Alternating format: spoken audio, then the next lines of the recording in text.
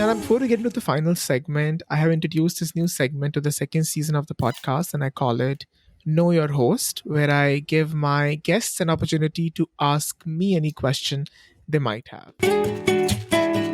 Yeah, I'm curious now to know your experience with immigration and how you come in the Canada and what bring you here and what your story. What is your story? Wow, that might take another episode, That is briefly, but I'll okay. tell The you. main I'll point. Yeah. No, I'll tell you very briefly, of course. So I came to Canada in 2018 as a national student. I came to study this amazing program called Media Strategies and Advertising. And that was like a 1 year program I came to do. And one of the question you might be thinking that why Canada? Sometimes I think about it, even I don't know. Again, I think I was just destined to come here. And but I think if I really think about that, I think it was because there's a lot of familiarity being an Indian in Canada, and you do have certain relatives and certain friends and family to look up to in case of any um, downfalls that you might have throughout your journey. So that I think that's what made my parents a little more comfortable to send me to Canada rather than any other country. So I would say that's why it was Canada. But once I finished my program, I was also, just like many of our listeners, international students or immigrants, I was struggling to find a job. I also tried everywhere. I gave multiple interviews. It took me, I think, 2 years to finally get the job, which I'm doing right now, because pandemic was also the added pressure. And since I studied for just 1 year, I got my postgraduate work permit for just 1 year. And because of that, I had very less time to figure my things out, getting the maximum points that's possible for my PR, the best permanent residency. And I think for that I even had to go to a different province, because in Quebec I could not get a job being just an anglophone. I had to be bilingual, and I wasn't. So I ended up going to Halifax, Nova Scotia for some time. I stayed there, and I tried to just navigate the life here, because I was all, just like you said, moving to Vancouver was like a second immigration. It was for me as well. I was just starting from scratch again, with no friends, no acquaintances, nobody. I didn't know anybody at all.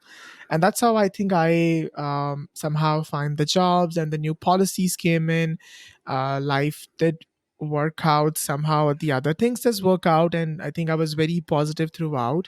Not always. I have had my downfalls as well. I've questioned myself. I have questioned my skills and my abilities. I have also fallen into that imposter syndrome pit, which is took me some time to get out of it. But I think LinkedIn community was really helpful for me. I took on this like a 30-day challenge to post at least like a 30-second video for 30 days, and that gave me a lot of traction, and that helped me connected with a lot of people, and that gave me the courage, and I'm not alone in this journey. There are a lot of people who are kind of going through the same struggles as an immigrant, which how uh, the same way I'm going through it. And yeah, I think that's how further things work out eventually after a couple of years. And I got my permanent residency, and I was like, I think it's time for me to lend a helping hand to the people who are sort of in the same boat as I was. And I'm sure those guys, I needed help at that time, and I'm sure there are many more current immigrants or aspiring immigrants who would need that help as well. So I was like, I think it's time. And I think podcasting, I felt like would be the right medium for me, because it required less resources than a YouTube channel.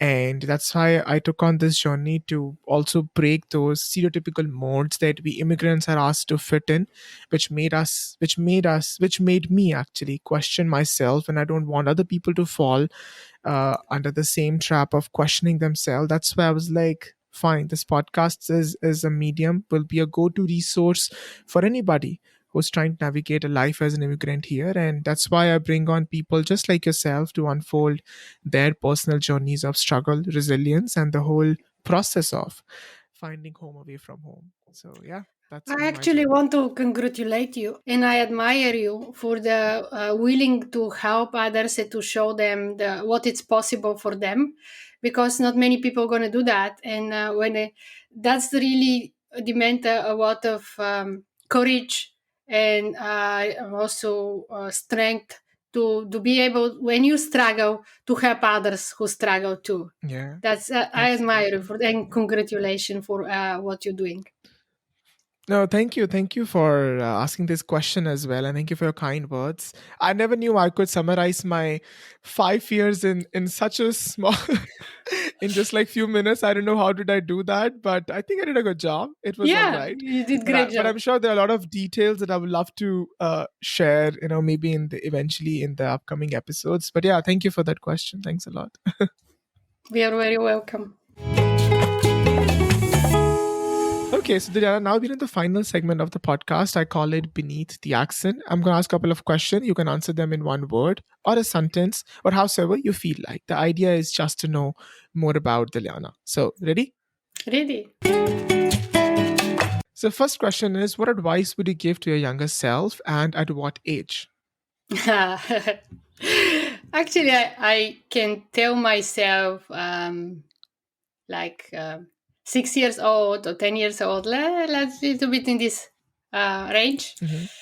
that never stop to be curious as you are. Hmm. Explore new things, learn new things, never stop learning Hmm. from life, from people, from not only from school and from books, but in general. This be maintain this curious and learning because it's helpful.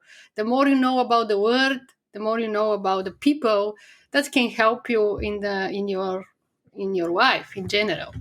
Tell us about a time when you experienced a significant cultural difference that surprised you a lot in Canada. When I was in France, it's just the same. The only one culture. The That's French, yeah. mostly. They have other immigrant there also, but not so much like here. So my Mm. first encounter was with Latin American people, and I find them Mm. very. I always find something that it's similar.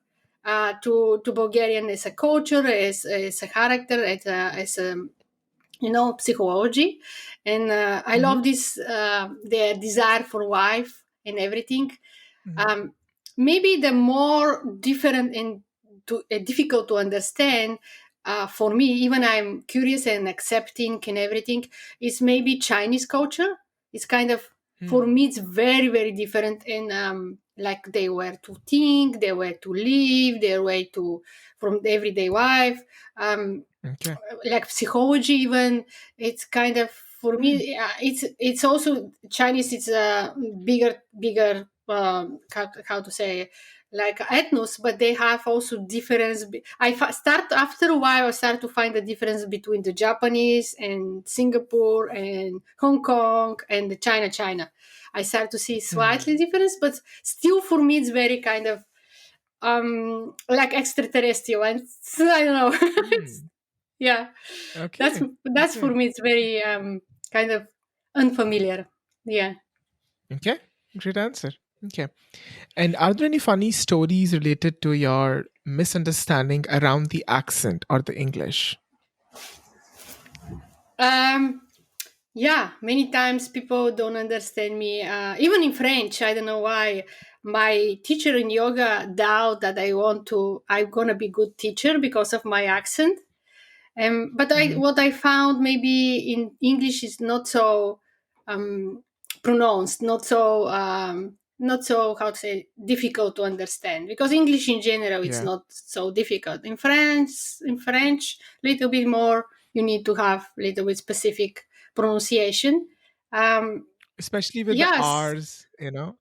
yeah, It's R's very and different yes, with the R's. Yeah. yeah. Sometimes the nuance, it's Yeah. they can think about something else, not what I mean. Yeah, I think it happens with many of us because I think for me, for example, people coming from India, they speak like multiple languages, and our ways of pronunciating, pronunciating. See, but right now I just messed it up. Pronunciating, pronunciations, or how we enunciate words is very different. How we do that in our language, like for example, in Punjabi or Hindi, and like which are languages which I speak apart from English, we have a very specific way of emphasizing on certain characters. But here it's something else in English. Yeah, yeah, yeah. It is. Okay. If they are not so familiar, for them it's strange. But if after that they get familiar with the accent, it's not so big. Absolutely. I always Yeah, say it gives a little bit of time to get accustomed to each other's accents. Be a little patient and everything will get better. yeah, Yeah, yeah. Yeah. Don't frustrate about this, and don't kind of think inferiority. Something there's something wrong with absolutely. you. No, no. No. Tell us about the first friend that you made in Canada and how did you meet them? It was in my because I didn't know what to do until I'm waiting to start the school or university or find a job. I went again to improve my French. So the first Okay. friend was I think Colombian and then Peruvian. Yeah, and then Okay.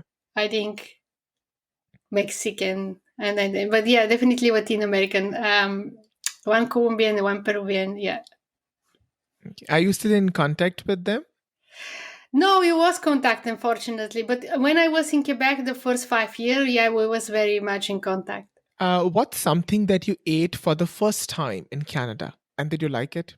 Quebec, in you have this poutine, the poutine, and Okay. then the other thing was the maple syrup from the tree, and then they put in the snow, and they make it like ice cream with the maple Ice syrup. candies, yes. Yes, Yeah. candies. Yes, that was very very interesting for me. Okay. And did you like the poutine? Would you try it again? Not much. The sauce, not so much. Not really. It's too heavy. Okay. If you had to describe yourself as an animal or any creature, what would it be and why? I like horses because of the freedom that they represent. Sometimes ego because when they fly, I feel that it's freedom also. So you would describe yourself as a horse or an eagle? Yeah, there's something forceful, a force when the horse run is beautiful. They have strength also. And they're very friendly in the same Hmm. time. If you could have one superpower, what would it be? To be able to move with the speed of light in different parts of the world. So not be reliable of other transportation, but superpower with Okay. to be able to really help people who struggle in a way that sustain their life. I also be very helpful. If you had to create this one law that everybody has to follow, what would it be? Maybe fair exchange in everything. So you trust everybody Hmm. without doubt, and then you know that you will be paid in somehow, some way. Don't be afraid that somebody gonna lie. Just Yeah, be you trust each other more and exchange in a fair way. I love that. Beautiful answer. Okay. So describe Canada in one word or a sentence. Diversity, freedom, independence. And lastly, if you could leave me with one piece of advice, Dilyana, what would it be? Keep the inspiration that you have for the work that you do. It's so educational and good. And yeah, I think what you're doing, as I say, I like very much. And yeah, you want to help people. That's more important. So keep the good work. Thank you. And finally, how would you describe your experience of being on the podcast? I like very much this kind of curiosity and learning from other people, right? From their experience, from their knowledge, what they have to say, and what advice they can do for others. I like this educational part of podcast. Perfect. Thank you, Dilyana, for being on the podcast, sharing your story, and adding value to my listeners. Thank you. Thank you so much to invite me.